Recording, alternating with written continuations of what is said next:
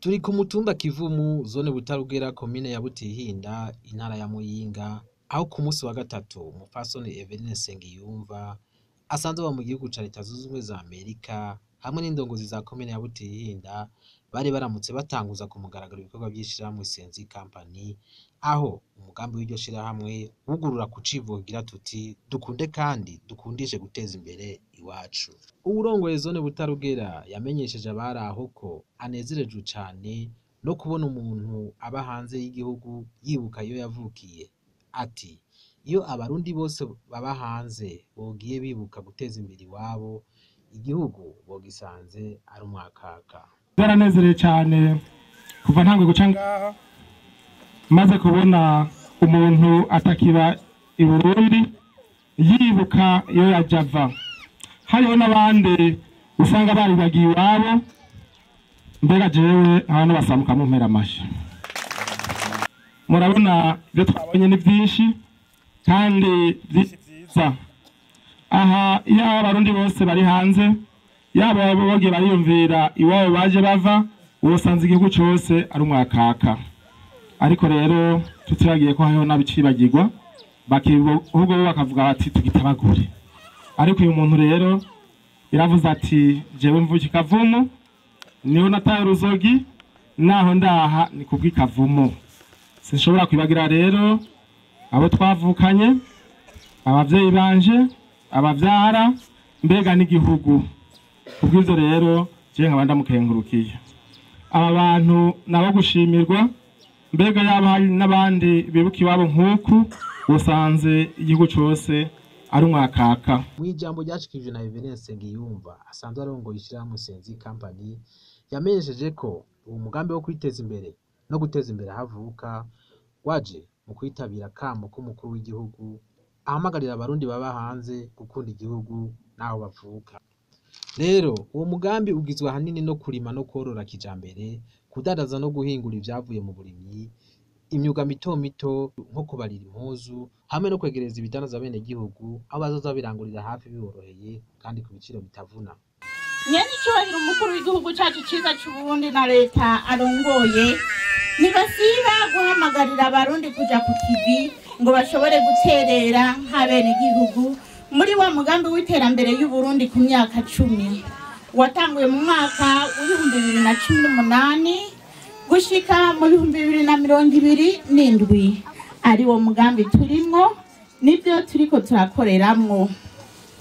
Ibyo bigashimagira n'icivugo canye n'icubahiro umukuru w'igihugu cacu nyene kivuga ngo umunwa wose uronke icyo ufungura, umufuko wose uronke amafaranga. Iruhande yaho leta mvyeyi leta nkozi uko umwaka utashe yama ihamagarira abarundi baba mu bihugu bitandukanye vyo kwisi ari bo twebwe ngo barabe ingene boshira imitahe mu migambi y'iterambere. Jewe murambona hano nizera ko hari abo barantanguriye, niba batarantangurira naho jewe naje ndi ngaha. Nifuza yuko abanyagihugu nkuko mwankundiye mukaza tukicara hamwe dukura amaboko mu mpuzu dukore, turonke ico duha umunwa, turonke n'ico dushira mu mifuko. Ni naho kuri uyu munsi wa 28 ruheshi mu 2022 ishirahamwe NSENZI Company yuguruye iceze rifise intumbero yo kwitaba ako kamo mu kwinshira mu bisata by'uburimyi n'ubworozi, uguhimiriza ivyavuye mu myimbu, uguteza imbere imyuga imwe, kwegereza ibidandazwa byotuma abadandaza baronka aho barangura byoroshe, bikaba bigiye gutuma ibiciro bigabanuka, bikorohereza bene gihugu bo muri kano karere kuronka ivyo bipfuza mu gihe hari byinshi bahora baronka barinze gufata ingendo. Aka karatubwira ati ni mu ntumbero yo gufasha abene gihugu. Muravye uyu mutumba wacu wa Kavumu ntabwo uri inyuma nta nubwo uri imbere, ariko NSENZI Company yabemereye yuko igiye kubazanira ivyo mwahora mugura mubwiye kure, ubusumiro, ibintu dusanzwe tugura turinze kwipakiza, tugiye za Kamaramagambo, tugiye za Mugano ku Mukenke, Bwambarangwe yo Mukenke. SENGIYUMVA Company ifise umugambi ari nawe yatanguje yuguruje icese kuri uno munsi kw'ivyo bintu dushobora gutangura kuza turabironka ngaha kuntu mbere yo gufasha bene gihugu tugabanye kongereza amahera yo kuja kurondera itiki tugeza kuja kubisumira kure. Nizera kwiki kizofasha ku banyagihugu cane, bizotworohera kuri twese. Iyo tuvuze ko tuzobitora ku giciro gitoyi, umuntu ashobora guharura akiyumvira kuko ikintu wagiye gusoma Bwambarangwe ni wagenda uzorinda gufata uzorinda kurondera uburyo kugira ngo ushobore gushikayo. Muri ico gihe ni haba ari ngaha hafi, bizodufasha kubika ya mafaranga tuzoyashira mu mufuko y'amafaranga yaho tworisha umuntu ashobora kudutwara kugira ngo tuje kubigura. Ico gihe ntituzobikoresha. Nkaba SENGIYUMVA Company kaba yemereye ko ni haba hariho n'abantu babifuza kurangura umugambi nk'uwo, nawo nishobora kuranguka kuko biri mu byo twiyemeje mu mbono, mu byo twasize turiko turapanga bino. Nko kubabanyi muri ano makomine twegeranye hano hafi barashobora kuzoza bararangura hamwe baba bavyifuje. SENGIYUMVA Company ifise imigambi myinshi. SENGIYUMVA Company hari imigambi myinshi maze gutanguza.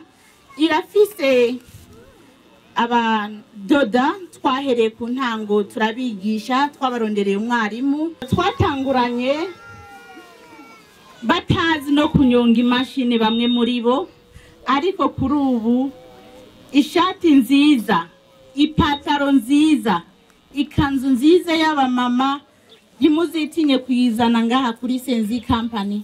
Dufise abakozi beje bazokunyarukiriza mu kugushonera impuzu. Dufise n'imigambi myinshi yo kuzorondera nk'impuzu z'abana, amaniforme y'ishure. Aba bakozi ba SENGIYUMVA Company biteguye kubashonera impuzu, nta mwana azirukanwa kubera ko habuze uniforme. Nta muvyeyi azoruha arinze kugenda kugura uniforme y'umwana Bwambarangwe canke ngo aze kuyigura handi. Ni ku mufuko. Ibi byose ni muntu mbere yo kugira ngo turonke ico dushira ku mufuko. SENGIYUMVA Company ntimaze kwiyagura ku badozi bonyene, turafise n'umugwi w'abarimyi kuko mu civugo twabibonye yuko dushifatiye ku burimyi n'ubworozi. Dufise umugwi dusanzwe twaratanguje bashobora kuzorima kijambere tubifashijwemo n'inzego zizodufasha kugira ngo bashobore kurangura, batwereke ko turiko turakorana neza. Dusanzwe dufise umugwi SENGIYUMVA Company yiyemeje gufata mu mugongo kugira ngo turwanye ubunebwe. Ibyo byose ni umuntu mbere yo kurwanya ubunebwe. Warongoye ishirahamwe SENGIYUMVA Company yamenyesheje kandi ko bazofashanya na komine mu guterera mu bikorwa n'imigambi vy'iterambere. Aca asaba abakozi b'ishirahamwe SENGIYUMVA Company gukorana ubwira n'ubukerebutsi.